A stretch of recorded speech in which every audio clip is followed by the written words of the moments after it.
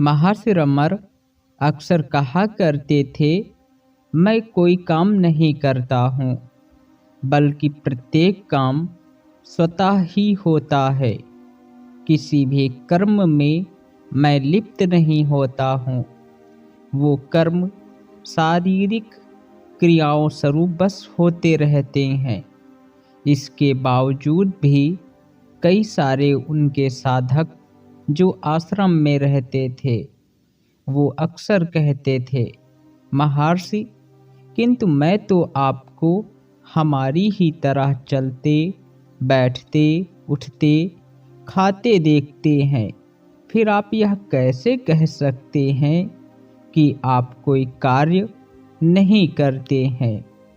तो महर्षि रमर इस पर कहा करते थे कि एक ज्ञानी व्यक्ति के ये स्वाभाविक लक्षण हो जाते हैं कि वह किसी भी कार्य में लिप्त नहीं होता। जैसे शीशे में कोई प्रतिबिंब बनता है तो उस शीशे पर कभी भी प्रतिबिंब का कोई असर नहीं होता।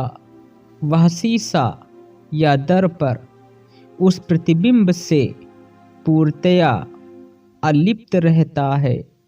उसी तरह से एक ज्ञानी भी रहता है। तो महर्षि रमर से इस बात को बहुत गहराई से जानने के लिए कि एक ज्ञानी कैसा व्यवहार करता है, एक प्रश्नकर्ता ने प्रश्न किया।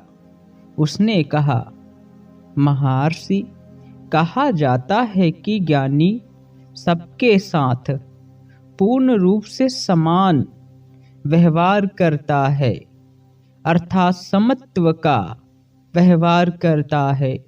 उसकी नज़रों में ना कोई छोटा है, ना कोई बड़ा है, ना कोई नीचा है, ना कोई ऊंचा है, ना कोई गरीब है, ना कोई अमीर है। इस पर आप क्या कहना चाहेंगे? तो इस प्रश्न का उत्तर देते हुए महर्षि सबसे पहले एक ज्ञानी व्यक्ति के स्वभाव के विषय में बताते हुए कहते हैं, हाँ, मैत्री, करुणा, मुदिता, क्षमा जैसे भाव उसका स्वभाव बन जाते हैं। भले लोगों के प्रति वह ज्ञानी व्यक्ति स्नेह करता है, दुखी तथा असहाय लोगों के प्रति एक ज्ञानी करुणा करता है तथा अच्छे काम करने में सुख का वह अनुभव करता है। दुष्टों के प्रति एक ज्ञानी में क्षमा का भाव होता है। ये सब एक ज्ञानी के स्वाभाविक लक्षण हैं। फिर आगे महर्षि रमर एक ज्ञानी व्यक्ति की नित्य प्रति के जीवन की घटनाओं के विषय में बात करते हुए कहते हैं, आप ज्ञानियों के बारे में पूछ रहे हैं। वे किसी भी अवस्था या हालात में समान रहते हैं, क्योंकि वे सत्य को जानते हैं। वे खाने, घूमने इत्यादि अपनी सारी क्रियाओं में केवल दूसरों के लिए ही उद्धत होते हैं। कोई काम वे अपने लिए नहीं करते। मैंने आपसे कई बार कहा है कि जैसे कुछ लोग शुल्क लेकर दूसरों के लिए शोक प्रदर्शन रोते हैं, यही उनका व्यवसाय है। उसी तरह ज्ञानी संसार में आसक्त जीवों के लिए काम करते हैं, किंतु स्वयं अनासक्त एवं अप्रभावित रहते हैं। अब महर्षि एक ज्ञानी व्यक्ति हर मोमेंट में या हर पल में कैसे जीता है, उसके विषय में बात करते हुए कहते हैं, ज्ञानी गाने वालों के साथ ताल मिलाते हैं, रोने वालों के साथ रोते हैं, हंसने वालों के साथ हंसते हैं, खेलने वालों के साथ खेलते हैं।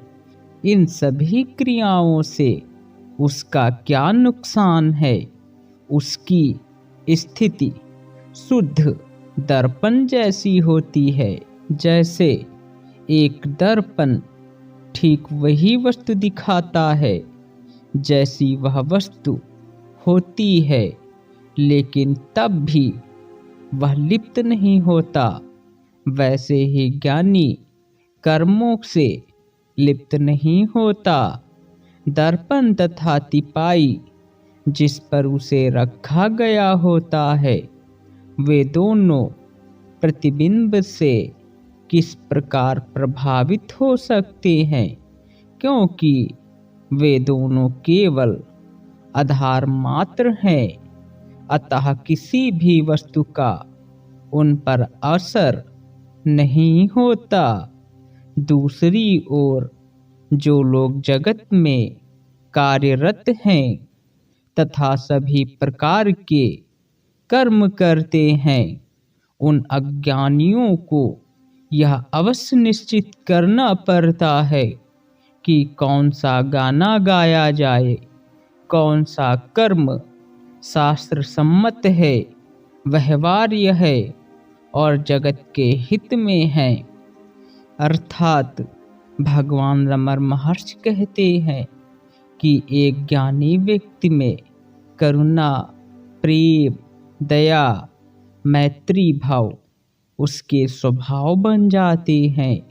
अर्थात ये गुण उसके नित्य प्रति के जीवन में घुल जाते हैं और एक ज्ञानी कर्म ऐसे करता है जैसे कमल के पत्ते पर पानी की एक बूंद भी नहीं टिकती। ठीक वैसे ही एक ज्ञानी के जीवन में किसी भी कर्म का लेस मात्र भी संस्कार नहीं बचता। वह उस दर्पण के समान होता है जिसमें जो भी सामने रखा जाए बस वही दिखता है, और जैसे ही वह चीज उस दर्पण के सामने से हटा दी जाए तो वह फिर से शुद्ध और निर्मल हो जाता है। इसी तरह एक ज्ञानी पुरुष रोने वालों के साथ रोने लगता है, हंसने वालों के साथ हंसने लगता है, खेलने वालों के साथ खेलने लगता है। उसे इन सभी क्रियाओं से किसी भी प्रकार का कोई हानि या लाभ नहीं होता। बस वह तो नित्य निरंतर शुद्ध चैतन्य में जीता है। एक ज्ञानी की अवस्था ऐसी होती है जिसकी कल्पना भी हम नहीं कर सकते। एक ज्ञानी की अवस्था को हम शब्दों में नहीं ढाल सकते। यदि ज्ञानी के अनुभव में हमें जीना है तो पहले हमें ज्ञानी बनना होगा, अन्यथा बस हम शब्दों में ही एक ज्ञानी को तौलने का प्रयास करेंगे। हम शब्दों में एक ज्ञानी की अवस्था को उतना अधिक नहीं तौल पाएंगे। जिस तरह एक ज्ञानी जीता है तो हमें बस शब्दों के पीछे छिपे हुए अर्थों को और साथ में उसके भावों को भी अपने हृदय में उतारना चाहिए।